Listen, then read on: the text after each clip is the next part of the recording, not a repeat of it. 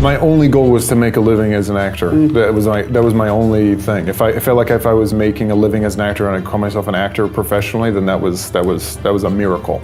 You would just have to feel comfortable with failing, and you either get easier on yourself, I think, about like, okay, then I'll let it go, or you don't. You have a role, and you have to know your role within a team, and it's you have a mission to accomplish that's bigger than any one person, and if you don't do your job, then someone else is not going to do their job as well. Top 10, I got a top 10. Got my motivation high for my top 10. Gotta learn from the wise women and men all my life, like 9 for my top 10, top 10, 9 This one's for my top 10. Need motivation? Watch a top 10 with Believe Nation. Hey, it's Evan Carmichael, and this channel was created to help you overcome the #1 challenge that is holding you back, a lack of belief in yourself. You watch these videos because you know there's something more inside you too. You have Michael Jordan level talent at something. So get ready to be comfortable with failing, be ready to do anything, and read more with Adam Driver and my take on his top 10 rules of success to give you the confidence, motivation, and belief that you need. Enjoy. Okay, let's kick it off with rule number 1. Be more economical. Being more economical, I think I wish I could be. Things that I think I need, I don't, whether it be acting or, life. Economical, artistically, financially, emotionally? Well, we could say artistically, I guess. If you think that you need to, certain things have to be in place for you to do your job, but then actually none of that's true. We were using the example earlier of a porthole. Having it worked up in your mind and then realize you're getting there, you have no control over any of it, so... Or doing homework and research and losing weight and putting a bunch of weight and then feeling comfortable to let it all go because none of that is helpful because your scene partner is drunk. Or, I'm just pulling that. That's not something that's happened to me. It's just pulling something out of. But being more economical with, okay, well, all that time I have to either get better about that I've wasted it, or I shouldn't just waste that time and actually should prioritize in a different way. Rule number 2, be flexible. Do you enjoy working in different registers with different filmmakers? I mean, adjusting to their wavelength? Yeah. I've don't really have a set way of working where that you suddenly show up on set and try to impose that way on everybody else. I feel like the only thing that's consistent is know your lines and then show up on time. Those are good things. Yeah, wearing your costume. Yeah, but then every set is different, and I feel when you try to impose your way of working or what is familiar or comfortable to you, then suddenly it's not as fun. I don't think you don't maybe grow as much when you have to adapt to like kind of the mood of the set. Then suddenly you're less in control, and you learn maybe something new that you wouldn't have worked on before, I think. Yeah, imposing your way of working would be a really frustrating kind of experience. Yeah, especially if it is a team thing, then it's very much about me and my how I see this thing going, and I think it closes you off to so many other ideas.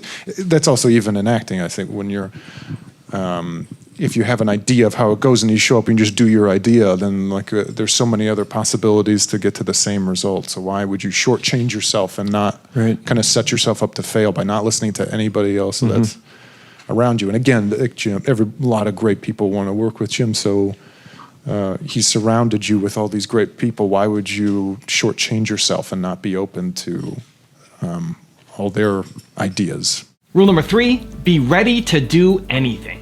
What sort of career were you envisioning for yourself? Did you always want to do theater, or was film and TV always part of the equation? My only goal was to make a living as an actor. That was my only thing. If I felt like if I was making a living as an actor and I call myself an actor professionally, then that was a miracle. That was a miracle in and of itself. And still that's really that's my only goal. I mean, now I'd like to work with, you get the choice to work with people, and that's great. But that was my only plan leaving Juilliard. Do anything. I was ready to do any job because I had no faith that I was gonna Like I didn't have the foresight, or not foresight, but I don't even know if it's confidence, but of like, oh no, I'm going to wait for the, so I didn't know, I'm like, what is it? It's like a Colgate commercial and, it's Iceland, I'll do it. I wanted the experience. Rule number 4, be comfortable with failing. Are you self-critical? Yeah. I mean, I don't think that you ever get over, because in a way you kind of know what your potential is more than anybody else in a sense. I have a lot of regret often when you leave a set. You can't help but, think about it, and, obviously it's film, so film is forever, so you never get a chance to go back and do it again. I feel like that's the thing about acting, is that you, regardless of how often you do it or how long you do it, you never figure it out. That Even do you prefer theatre because of that, or? I've learned from theater in that, you always at the end of a 4-month run of a play, you're always the last performance. It's always the best one, and you're like, okay, now I have a better sense of what I want to do and go back. So I know that there's no right answer. There's no right way to play a scene. That's my part of it. I like the making of it, and it's someone else's responsibility to make the choice of what is the best version of it. And you would just have to feel comfortable with failing. And you either get easier on yourself, I think, about like, okay, then I'll let it go, or you don't. But I don't think you'll ever figure that out, Wes. So I think people keep doing it. Also, if you want to have more confidence and self-love, check out my 254 series. They're free. The links to join are in the description below. Playing these characters and doing this, it's been a great combination, like a really good year to just push the envelope. And I think that's always what I want to do. What the hell? What the hell? Whatever. I just want to be myself. And we have trouble, we're like, oh my God, I just want to give up. Did you ever feel like that? Like all the time. All the time. And then you push through it. Rule number 5, read more. Language, I think, is a big thing that I didn't really come to until later in life. I think post-military, didn't read a lot. There was like reading wasn't really encouraged, or not necessarily encouraged. Like all these books that my wife had read when she was a kid, I just had no idea what they were. The books you were supposed to read in high school, like I never read. And language just really wasn't how people communicated in my family. I mean, not to say anything bad about my family, it wasn't a very verbal household, and I could see a lot in them and in people when I was in the military. The absence of language really made people do crazy things, and not being able to express yourself I think can make people angry, aggressive, and I just saw many examples of that. So when I went to school and for really the first time discovered plays, really, because I knew about acting and plays, but I didn't read anything until I went to Juilliard, where you're kind of like inundated with all these great writers. Then I noticed in myself that for the first time I was really to label the things that were not right or were right, or I wish I had the words for at the time. And you're in New York, you're surrounded by all these like really interested and interesting people who are, on the whole, to generalize, very, have an edge, and are around more culture. So their language is something that's more like a tool and a weapon. And I wanted that, and be able to explain a lot of things. I just can see what a valuable thing it is. And so since then, I've, really in love with language and, trying to consume it as much as I can. Rule number 6, know your role. Is there anything from your military experience that directly affects your acting career? Yeah, everything from the military. I mean, not everything, because military, as you know, you have to cherry, like any organization that's run by people, it's filled with, bullshit, or, and you have to like cherry pick the things that are great about it. But the things that are great about it are like directly applicable to being an actor. It's all about you have a role, and you have to know your role within a team, and it's you have a mission to accomplish that's bigger than any one person, and if you don't do your job, then someone else is not going to do their job as well. It's being led by a person or a director, and when they know what they're doing, what you're doing feels relevant and active and with purpose, and when they don't, it feels like a complete waste of resources and unnecessary and dangerous. But it really takes the pressure off because I'm so used to working as a team, as like a cohesive unit, and not thinking, oh, this is my way of working and everyone has to fall in line. There's like a bigger picture that has nothing to do with any of us that we're kind of working towards. Rule number 7, align practicality and emotions. I didn't know how to apply the things I learned in the military to a civilian context. I mean that both practically and emotionally. Practically, I had to get a job. And I was an infantry Marine where you're shooting machine guns and firing mortars. There's not a lot of places you can put those skills in the civilian world. And emotionally in that, I struggled to find meaning. In the military, everything has meaning. Everything you do is either steeped in tradition or has a practical purpose. And you can't smoke in the field because you don't want to give away your position. You don't touch your face because you have to maintain a personal level of health and hygiene. You face this way when colors plays out of respect to those people who went before you. You walk this way because of this. You talk this way because of that. Your uniform is worn and maintained to the inch. And how diligently you followed those rules spoke volumes about the kind of Marine you were. Your rank said something about your history and the respect you had earned. In the civilian world, there's no rank.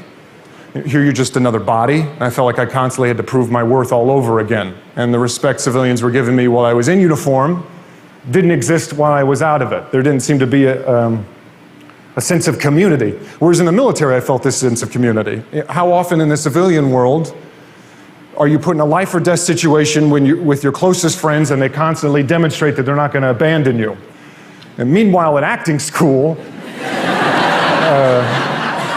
I was really for the first time discovering playwrights and characters and plays that had nothing to do with the military, but were somehow describing my military experience in a way that before to me was indescribable.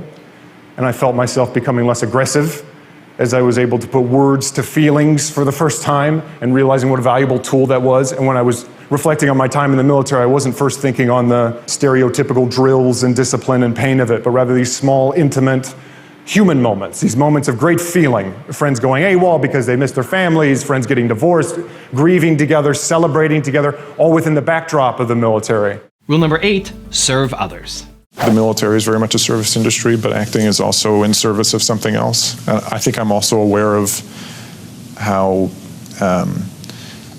effective and long-lasting great storytelling is. That I don't think I came from a culture of really using language to express yourself, and I get to do this job where you're surrounded by people who are smarter than you and are very articulate.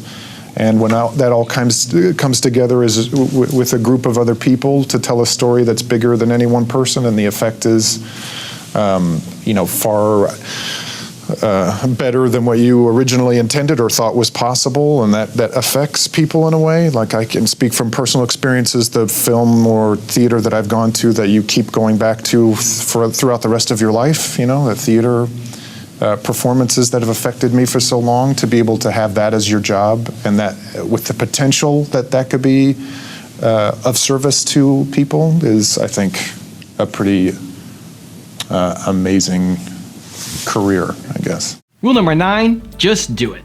You joined up shortly after 9/11? Yeah, like the next month. Like 9/11 happened, and then all my friends were like, "We're going to join," and I was the only one that did.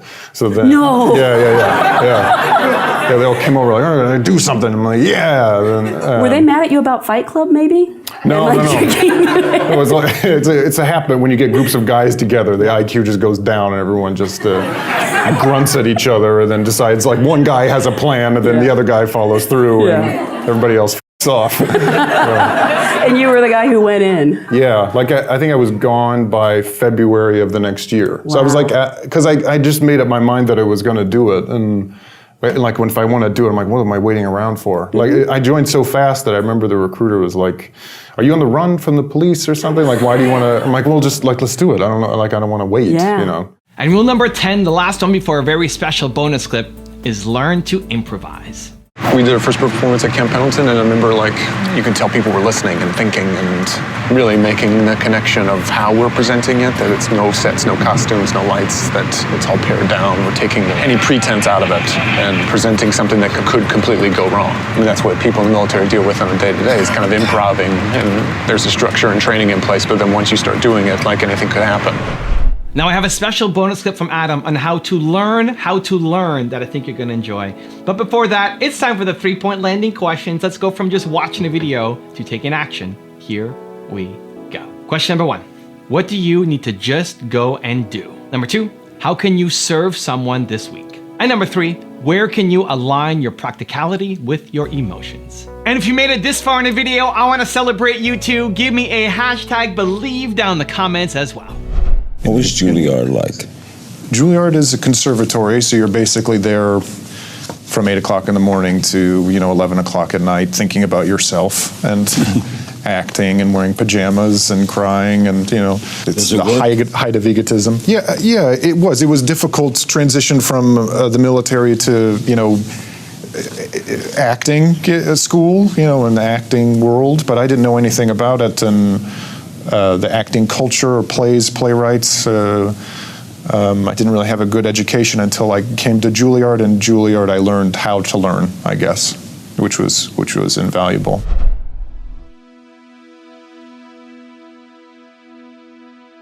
If you want to see the top 10 I did on Will Smith, check out the video right there next to me. I think you'll enjoy it. Continue to believe, and I'll see you there. I want to be valuable.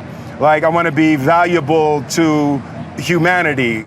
40 was cool, 30 was cool, 50 was whoa.